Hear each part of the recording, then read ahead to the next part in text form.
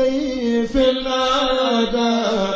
بالبر والمداد هلا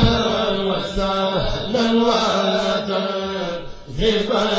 للأعداد يا خير ضيف الأداء من ستار bismillah barke borom Touba barke borom Touba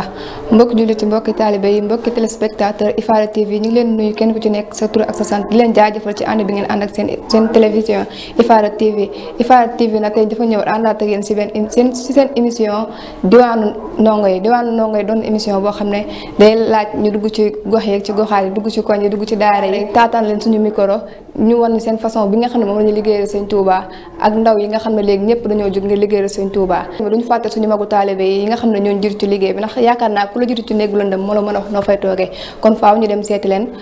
taataan leen suñu micro ñu wax ñu li nga xam ne mooy liggéeyal Sëñ Touba ñu leen sant bu baax di leen jaajëfal bu baax ci ànd bi ngeen ànd ak seen télévision IFARA TV di leen sàkku bu baax a baax ngeen abonné te bañ di fàtte ba seen cloche ñu doon ànd ak seen rakk seen xarit soxna Fatou Gueye seen ndongo li xew di sàkku si yéen ñaan di leen jaajëfal bu baax a baax salaamaaleykum wa rahmatullah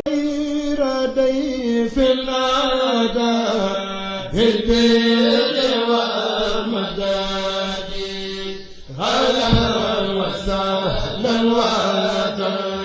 وترحبا